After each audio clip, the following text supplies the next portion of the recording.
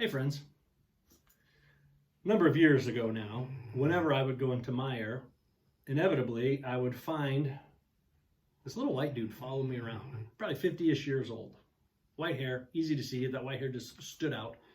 Eventually, I would notice him and note that about 80% of the time I would go to the Meijer, he was there following me. This happened for 2 to 3 years. And I finally approached him one day after this had gone on for years. And I said, man, why do you always follow me? I'm curious what this is about. And he was honest with me. And I appreciated his honesty. Maybe not his reasons, but I did appreciate the honesty. He said to me, well, you fit the bill. You look like someone who shoplifts. What? And he went on to tell me that in his experience, that many people who look like me, I guess it was the shaved head, the earrings, the tattoos, people who look like me, he said, are people who often shoplift. And so he, whenever I come in and he's there, he sees me and he follows me just to protect the store. Well, here's the deal. I was able to think this guy's crazy, kind of laugh it off and chalk it up to a weird experience.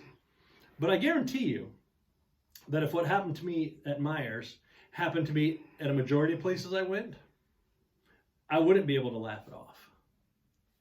If what happened to me at Meijer happened in a majority of places that I would go to, I don't know how I wouldn't be angry or bitter. I don't know how. And quite frankly, I know that what happened to me just a little bit at Meijer has happened to many minority groups in our country for years, and I don't know how gracious, kind, even forgiving many in the African American and other minority group communities can be and have been in the face of ongoing stereotyping prejudice. I don't know how they've been able to do it. I know that I would not be able to if what happened to me in Meijer happened elsewhere. And so I admire many of my African American friends and friends of other ethnicities who've been able to be much more peaceful than I think I would be. I know many of my white friends have been struggling with the reaction that they're seeing from different communities across our country to the horrible deaths as a result of police brutality. I'm telling you, if you understand what happened to me at Meijer, just a little bit, one little thing, and you multiply that times 1,000,000 and you expand it across your family and generations, you might begin to understand why the reaction is what it is.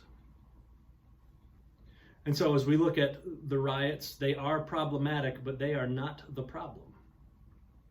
And so we, as followers of Jesus who believe in the power of prayer, need to pray that the problems are fixed so that the problematic rioting will go away. And the problem has been institutional racism and police brutality for way too long in our culture. Think about it. Peace.